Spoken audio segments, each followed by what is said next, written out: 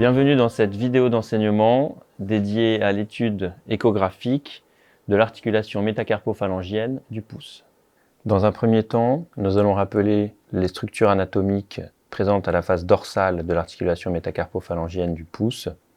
Sur cette illustration anatomique, le bord radial étant à gauche et le bord ulnaire à droite, on va trouver le tendon court extenseur du pouce inséré sur la base de la phalange proximale, le tendon long extenseur du pouce qui vient s'insérer sur le bord dorsal de la base de la phalange distale et le récessus dorsal de la cavité articulaire métacarpophalangienne.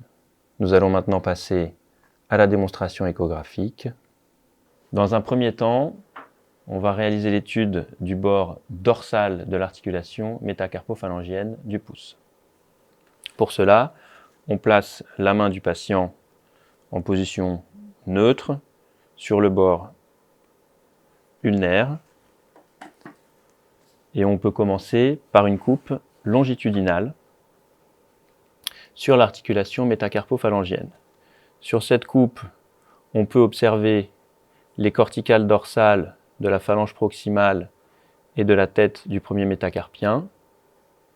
En superficie de ces structures, le récessus synovial dorsal échogène, dans lequel on va rechercher un épanchement articulaire ou un épaississement des feuillets synoviaux. Et en superficie de cette structure, on peut observer l'insertion distale du tendon court extenseur du pouce. Pour observer le long extenseur du pouce, il faudra faire une translation ulnaire de la sonde. Et là, on visualise le long extenseur du pouce. On peut également analyser le bord dorsal de cette articulation en coupe axiale.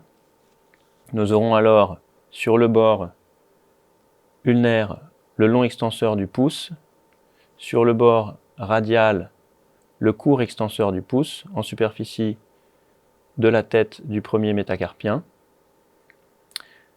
L'insertion distale du court extenseur du pouce est moins facile à visualiser en coupe axiale qu'en coupe longitudinale.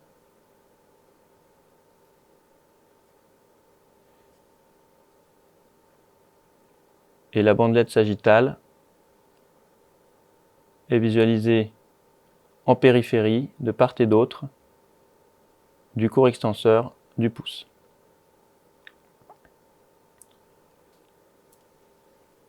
Nous avons maintenant conclu l'examen de la face dorsale du pouce.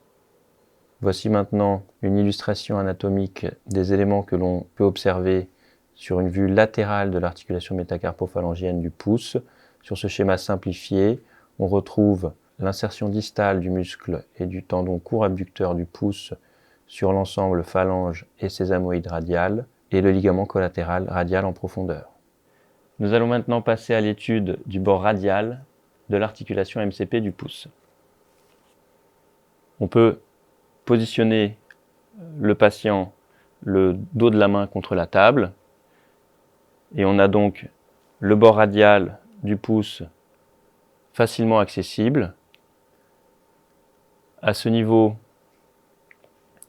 en positionnant la sonde dans l'axe quasiment du pouce, un petit peu en inclinaison palmaire, on obtient une coupe longitudinale dans l'axe des fibres du ligament collatéral radial.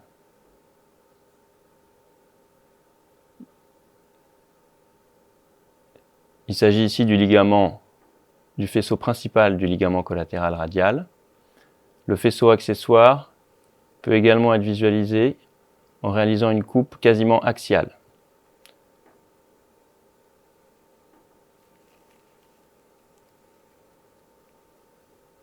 Lorsqu'on observe une lésion du ligament collatéral, on peut tester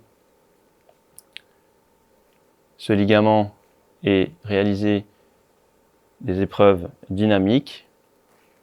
Pour cela, on attrape l'articulation métacarpophalangienne du pouce en positionnant le pouce sur le bord ulnaire et l'index au niveau de la tête de la phalange proximale. On peut mettre en tension le ligament collatéral radial,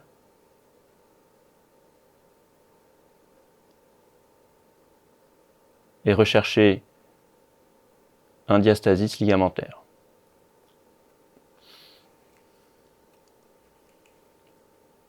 Nous avons terminé l'examen du bord radial de l'articulation MCP du pouce.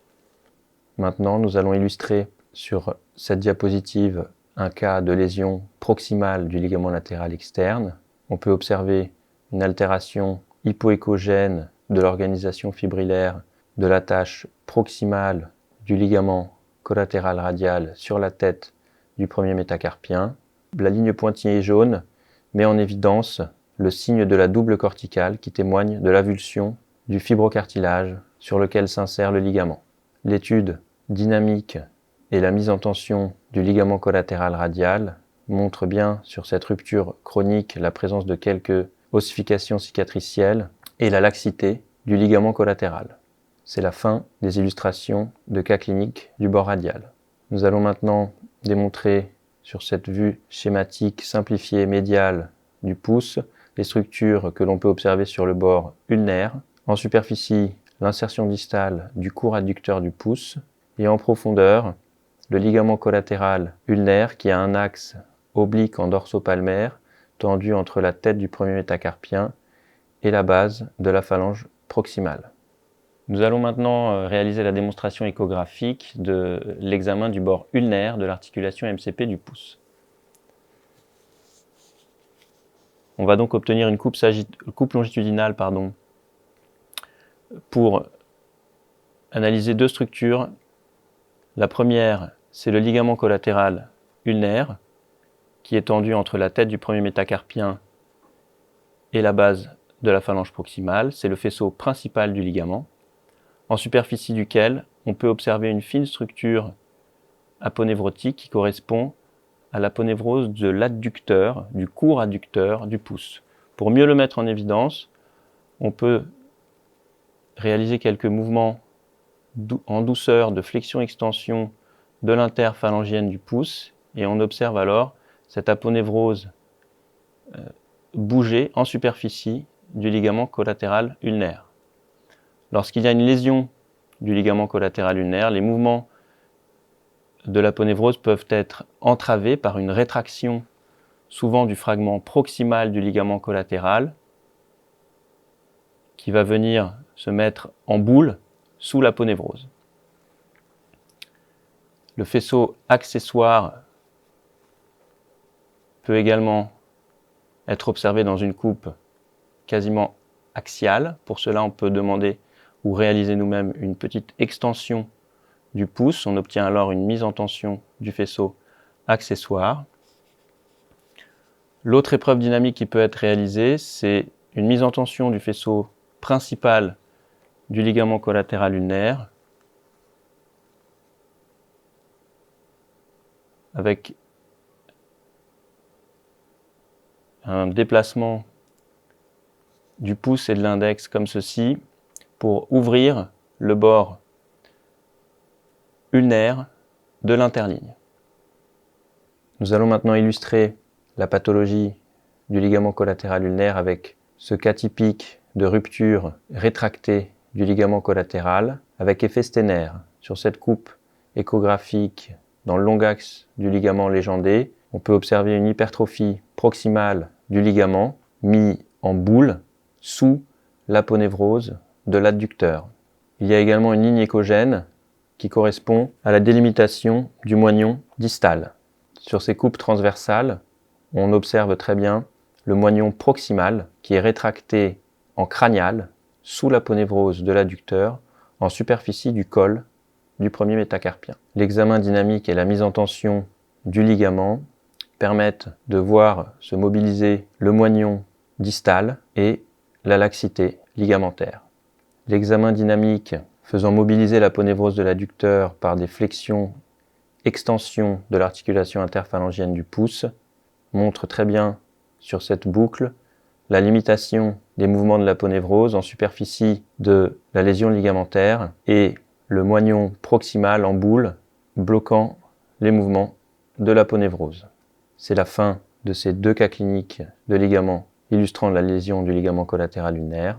Voilà qui conclut l'étude du bord ulnaire de la MCP du pouce. Nous allons maintenant, grâce à ces schémas, rappeler les structures anatomiques de la face palmaire de l'articulation métacarpophalangienne. En profondeur, dans le canal digital, le tendon long fléchisseur du pouce sur cette vue palmaire et les poulies du pouce. Nous allons insister sur la poulie A1, qui est à l'origine du pouce à ressaut, qui est visible sous forme d'une arche sur cette vue axiale en superficie du long fléchisseur du pouce. On peut passer maintenant à l'étude de la face palmaire de l'articulation métacarpophalangienne. Le patient a le dos de la main posé sur la table.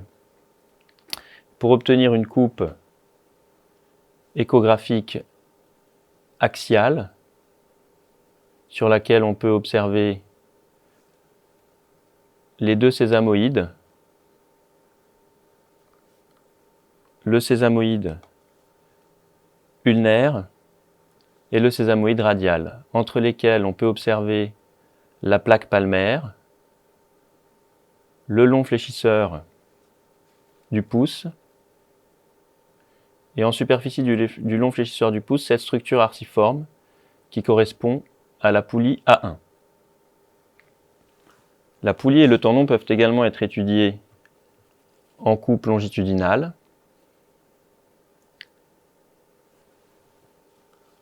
Et cette coupe permettra également de réaliser des manœuvres dynamiques en flexion-extension du pouce qui nous permettent de mieux silhouetter en superficie du tendon la poulie A1. On s'attachera alors à rechercher un épaississement de la poulie et un épaississement tendinosique fusiforme du tendon long fléchisseur du pouce en amont de la poulie. L'examen dynamique permettra aussi de rechercher un accrochage du tendon dans le canal digital sous la poulie A1. Nous avons terminé l'étude de la face palmaire de la MCP du pouce. On peut maintenant illustrer en 2 boucles vidéo la pathologie du long fléchisseur du pouce et de la poulie A1. Sur cette première boucle, l'épaississement tendinosique du long fléchisseur en amont de la poulie A1 qui est épaissie et qui bloque le passage du tendon sous la poulie. Sur cette deuxième boucle, on a la chance de pouvoir observer en temps réel le ressaut du tendon sous la poulie par le passage forcé de l'épaississement tendinosique pseudonodulaire sous la poulie. C'est la fin de ce cas clinique. Nous allons maintenant vous faire un rappel des muscles qui composent l'éminence thénare. Le meilleur repère, c'est le tendon long fléchisseur du pouce qui va délimiter un compartiment ulnaire dans lequel on trouve le court adducteur avec ses chefs transverses et obliques qui vont s'insérer globalement sur le troisième métacarpien jusqu'au sésamoïde ulnaire et au bord ulnaire de la phalange. Et sur le bord radial du long fléchisseur du pouce, l'éminence thénare à proprement parler, où l'on retrouve les muscles court abducteur et opposant qui sont les plus radiaux, et le court fléchisseur avec ses chefs superficiels et profonds au-dessus du long fléchisseur. À noter que le faisceau profond du court fléchisseur appartient au territoire ulnaire. Cette coupe échographique panoramique, légendée, illustre bien la division des muscles sur le bord ulnaire et sur le bord radial du long fléchisseur du pouce. Place à la démonstration échographique. Le dernier chapitre de cette démonstration échographique sera consacré à l'étude de l'éminence thénare. Pour cela, on positionne la sonde toujours perpendiculairement au grand axe du pouce. Et le repère échographique le plus simple à employer sera le tendon long fléchisseur du pouce.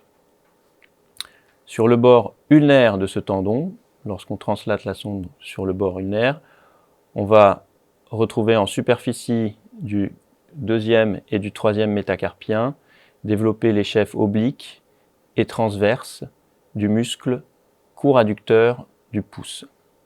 Son insertion distale est assez difficile à observer. Il faut parfois demander au patient de supiner un petit peu la main pour venir retrouver la lame tendineuse distale de ce tendon qui vient s'insérer sur le sésamoïde ulnaire. On peut également essayer d'obtenir une coupe longitudinale sur le sésamoïde ulnaire et voir assez nettement s'insérer cette lame tendineuse. Sur le bord radial du long fléchisseur du pouce, les muscles ténariens à proprement parler, on en dénombre 3. Le plus facile à retrouver, c'est le muscle court abducteur du pouce, c'est le plus radial et en général le plus proximal, démarrant quasiment à hauteur de la distalité du canal carpien. Et son insertion distale vous a été déjà démontrée sur l'étude de la face radiale du pouce. L'opposant n'a pas d'insertion tendineuse, il se situe en profondeur du court abducteur et il a une insertion un peu comme un enroulement autour du premier métacarpien.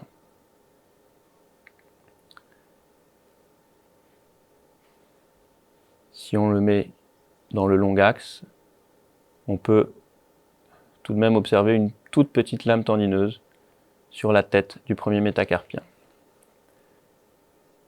Ensuite, on va retrouver le muscle court fléchisseur du pouce qui a deux chefs, un chef superficiel et un chef profond.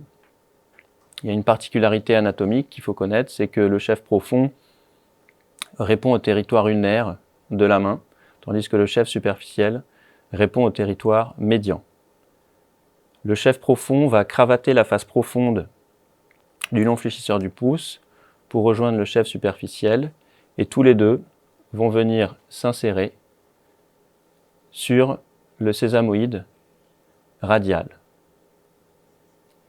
L'insertion peut également, on peut tenter de la mettre en évidence sur des coupes longitudinales, comme ceci.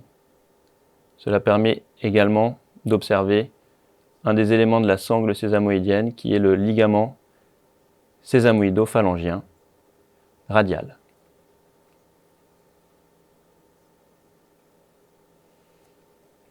Nous avons donc terminé de démembrer les muscles de l'éminence ténare.